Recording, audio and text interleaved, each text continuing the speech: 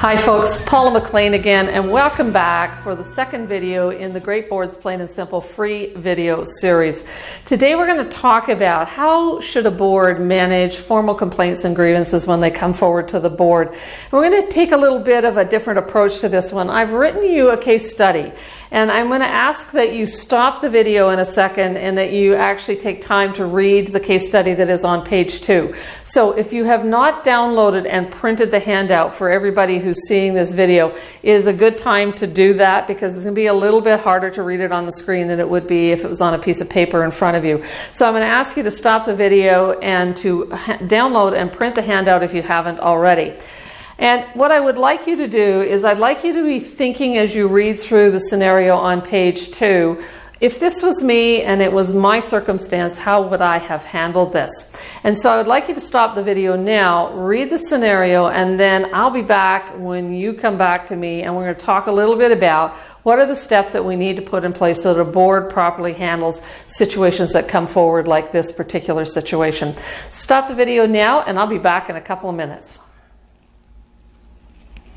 Hi folks, we're back. Hopefully you've had some time to read the scenario. Now, in this circumstance, it looks like there is just a little bit of an opportunity here. Two people, one an employee and the other one a board member of the ServLink organization, and they end up in the same coffee shop at the same time. And the staff member talks about a concern around the maintenance and repair of equipment and facilities in the organization and about her frustrations about things not happening. And the board member, Bill, he's a little bit kind of taken aback by this and maybe was a little wary initially, but when he hears Sarah's concerns, the employee's concerns, he gets quite concerned himself. So he makes a decision to take this forward to the board, and we need to think about whether or not that's actually the right next step. So I want to talk with you about what do we need to put in place to help Bill to make the right decisions at the right point in time. And I want you to be thinking about not just this scenario, but your own organization and what might happen inside your organization. So let's begin on page 3 of your handout with talking about operational policies. Because long before the board considers a concern like Sarah's, we want to make sure that we have policies in place that require of Sarah that she has done the things internally that she needs to be able to do to resolve this issue before it becomes a formal complaint to the board. And in fact, what we want at the board end is we want the board to never look at a complaint that comes forward from staff unless those staff members have followed the process. Now, everything that I say in this video that I talk about employees or staff members is true of every other person who might file a grievance. So this could be a consumer of your services, a client of your agency, could be a participant, a user of your programs, or someone connected to them.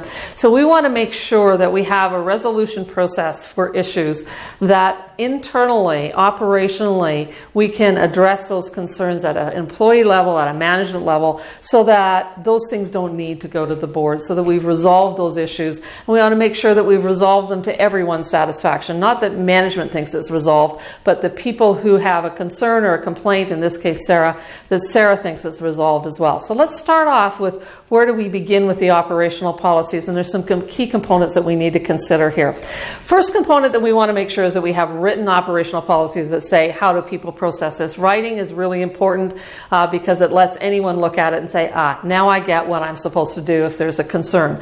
The first step in this process then, the first policy should be there, is that Sarah takes her concerns to someone in a management position and informally, through a conversation, attempts to get some attention paid to her concerns and the issue resolved around the maintenance and repair of equipment and facilities. And so the first step then is in an informal conversation that says, I have a concern, and that management gets a chance to attempt to resolve that concern to everyone's satisfaction. The second step is that if it's not successfully resolved, then Sarah needs to be asked, required in fact, to put her concerns in writing. And those concerns can go to the next level of management inside the organization. An email is fine, a formal letter is fine, but we're still not going to call this a formal grievance. We're going to say, we have a problem, we have an issue, Sarah's not very happy. Presumably there are other employees who are not very happy either. And we're going to ask her to put her concerns in writing. And there's a couple things that need to be included in that. First of all, some background so that whoever is reading the letter or the email understands what attempts have been made to resolve this issue, what in fact is the issue. And then Also, we want to ask Sarah and anyone else who's prepared to put the letter or the email forward, what do you see as the resolution to this? If we were to solve this problem from a management perspective, what would be the solutions that would work for you that you would, in fact, be okay with if we managed to solve the problem in that way? So we want to ask people to step up and be problem solvers, not just to say, here's my problem, you guys go fix it. We want them to say, we really need you to think about the things that are happening and what you would see as an appropriate solution. So we're going to ask the participants who are, have the concern to actually propose solutions for us. Now, once that manager receives that information, they must immediately acknowledge, and immediate to me means within hours. We certainly could say within 24 hours that Sarah receives a recognition that the issue has been received and that is going to be reviewed. And then we typically give, and you can change the time frames in these policies, but I'm going to say 5 business days is sufficient for most manager to do some investigation, some review, to meet with Sarah, and to have a conversation with Sarah about what the issue is, what the concerns are, and what the solutions might be. We should require that this step in the 5 days has that face-to-face meeting. I want you to make this a non-bureaucratic process. This should be a human being process. And I'm a big believer in putting people before paper. And this is a great example. We don't want managers to go away and in secret make their own conclusions, not do any investigation or review, not meet with any human beings. We really want to make this a people-oriented process because, when people have concerns, there's some relationships that are at stake here. And if we do the process well, even if the outcome is not what Sarah hoped for, even if the result is not what Sarah hoped for, at least she'll come back and say, at least I got my day in the sun. At least I got a fair hearing. At least they were respectful of me and met with me face to face. So 5 days, face-to-face meetings, a review of the situation, and that manager then communicates a decision back to Sarah or Sarah and group about what the decision is. Now, if that's a suitable solution, then the whole thing is put to rest, and Bill never needs to talk to the board about this because it is addressed at a management level where the issue belongs. This is an operational issue. It belongs at a management level. But let's just suppose, worst case scenario, Sarah and her group are not happy with the decision that the manager made, and now we're at a stage where we're going to file a formal complaint or grievance. I don't care which you call it. Use consistent language when you're actually writing your policy. Most organizations call them grievances, although sometimes grievance has a stronger connotation to it, so maybe complaint feels a little bit less kind of daunting. But the formal grievance then is in writing again, with the history of the issue, with the history of the decisions and what the concerns are, and also a proposal for what would resolve this issue. And this is a formal letter or email to the executive director. And again, the executive director will acknowledge receipt of that complaint or grievance. And now we're in the formal stage of saying this is now actually a grievance. Anything that's gone in writing to an executive director that's been reviewed by 2 other supervisors and managers and is still not solved is clearly a formal issue. But we're still not at the board level yet. We still have the executive director who has now 5 days. And again, you can say 7 days or 10 days, whatever you think is appropriate. But this should be given some priority in an executive director or manager's workload. So when I have an outstanding grievance as an executive director, I don't want to let this drag on. I don't want an unhappy staff member going around and maybe talking to people or meeting another board member in another coffee shop. I want this addressed. So 5 days gives it a sense of urgency. So you choose your own time frame, but 5 business days from my perspective, when it's an operational issue, the executive director should be able to figure this out.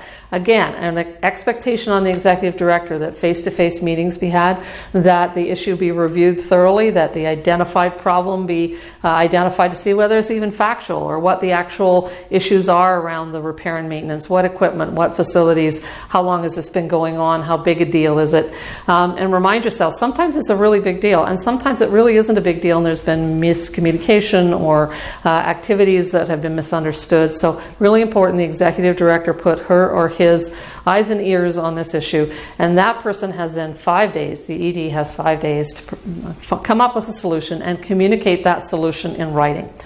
Now, most of the time that puts the issue to bed, we found a solution, but worst case scenario again, let's suppose that the staff members are not happy with the decision that the executive director makes. Now it's time to get to the board. Can you see all the steps that we've gone through operationally and how we've guided this by policy, first of all, and then we go to the board. And if we had those things in place, Bill in the coffee shop would have been able to listen and to be concerned, but he would have had an ability to redirect Sarah in a constructive way that would have made him feel like he was being a supportive board member. And it would also allowed him to be able to redirect Sarah in a way that would have got this issue resolved, in all probability, before it gets to the board. But again, worst case, Sarah's not happy, the issue is not resolved. A formal letter of grievance is directed to the board, and specifically to the board chairperson as the leader of the board process. And again, the executive director should be aware of this grievance going forward. In most cases, the employee communicates it, but if in fact the board does not if the executive director is not aware that it's going to the board, immediately the chairperson should pick up the phone and let the executive director know that the board has received a grievance. The board needs to have grievance policy, and the grievance policy should include 3 key elements, and we're on page 5 and you see a little bulleted list there. The grievance policy should say that we want to see a history of the issue. We want to know everything that has been done and what has been attempted to be resolved. Secondly, we need an understanding for the person who's filing the grievance, what's the harm or what's the conflict or what's the potential negative result if this issue does not get resolved. This is to sort out little things from big things, in fact. This is to say, if the harm is minimal, then we probably should do this in a different way than if it's a fairly major thing. If there's health and safety and people's lives on the line, we're going to have probably a different response and a different speed of response. And then finally, the board should require that solutions be presented. The board will have to work through what they think the solutions are, but in fact the individual staff member or members who are filing a grievance need to be putting forward their solutions and their ideas for how this issue will be resolved. You can see a very consistent kind of approach to this is to involve the people who are grieving in solving the problem, to ask them to step forward and be solution finders.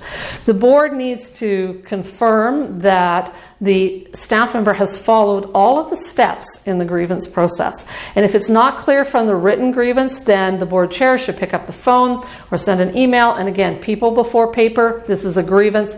I like the personal touch. I like this to be high touch.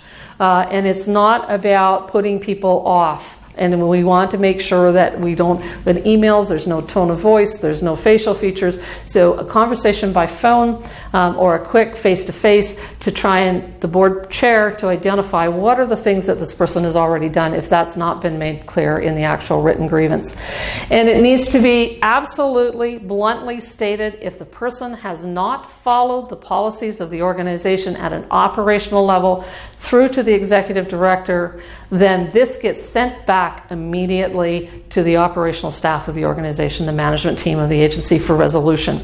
In other words, the chairperson will never take it to the board if the rules have not been followed and Sarah just decided to write a letter to the board. Now the same is true if Bill takes the issue forward to the next board meeting. The thing is that if the staff members who have concerns, the concerns may be very legitimate. We're not talking about concerns not being fair or right. But if the staff have not followed the steps that the operational policy requires of them, Bill will be told in the board meeting, you know what, this needs to be referred back to the executive director. And whether Bill calls Sarah and does that, or the executive director touches base with Sarah and asks for her to follow the policies, it doesn't matter. But the board does not deal with this until the rules have been followed. Very important part of the steps in this process. You can imagine in your workplace that you can't have anybody that has a concern, legitimate or not, being able to do an end run, skip the queue, jump up to the top of the organization, and be able to talk to any boss about anything, right? We deserve a chance at a direct level to be able to resolve issues of employees, of service users, of clients, etc. Now, the board has written governance policies on how to do this, and those governance policies need to include conducting an investigation or a review of the events and facts. So we need to sort out what is true, what is not true, and don't just take everything at face value. People have filters. They'll tell you things that are incompletely true, or that are twisted, or that have missing pieces. So we really need the board to actually get down to a point where they review and investigate the situation situation. And so the board members will be responsible for doing that. Often the chairperson and the executive committee take on this role.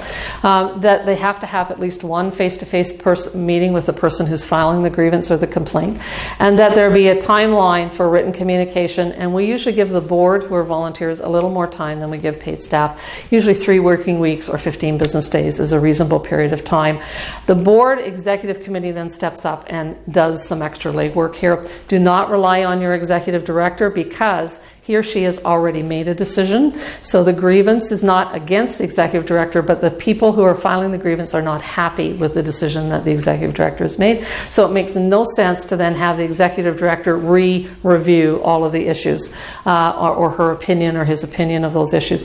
You can certainly gather information from the executive director, but remember that the group that is, or the individual who's filing the grievance, is already not happy with what the executive director has proposed. So what she or he can offer you is a little bit limited.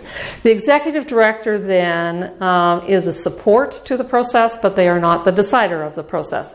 The board then makes its decision. It communicates its decision in writing, and the board is the final recourse inside the organization for a decision for any employee who has a grievance. So really important that we understand that when the board has decided it's final, there's no place else to go. There's no second appeal to the board. The employee has some decisions and choices. They can live with the decision. They can quit their position if it's serious enough that they feel that's important enough, or they can just go back to work and realize the board has made a decision and it didn't go their way. So any of those things are possible, and there's sometimes some fallout from grievances that we kind of need to have to manage after the fact. Now, what's important here is that the board understand when it has governance policies that relate to grievances, it must follow its own governance policies. You can change those policies, and you can change them by a board motion, but the reality is you can't ignore them. You can't just leave them and make it up as you go along. So if your policies you find are not complete, or that you need to make some revisions after you go through a grievance, by all means make changes to those. And if you don't have written policies and you end up with a grievance, my suggestion is some of your 15-day time frame should be spent drafting what is a reasonable policy which the board will approve, because there's no time like the present in the middle of a crisis to be able to try and get things right. And so draft those, spend a meeting or two drafting some policies and kind of putting those grievance policies in place, and then use them to attempt to work through the nature of the grievance.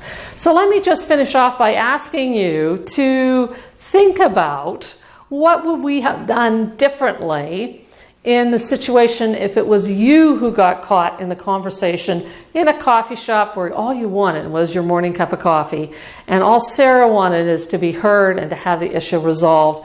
And what would you have done differently if you would have gone through this process knowing what you know now as a result of talking and watching this video? Now, what I want you to do is I want you to stop the video now, and I would like you to spend a few minutes with your team of people. And if you're watching this video by yourself, jot yourself some quick notes. Then answer the questions that you have. I think there's 6 questions on page 7 of your handout. So stop the video now, answer those questions. Don't spend a ton of time if you're in a group environment. 10 or 15 minutes having this conversation would be sufficient. What would you do differently to resolve this issue and rewrite the ending of the story of Bill and Sarah? Stop the video now.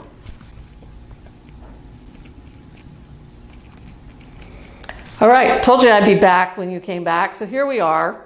Let's just go through this really quickly. First of all, should Bill have listened to Sarah's concerns at all?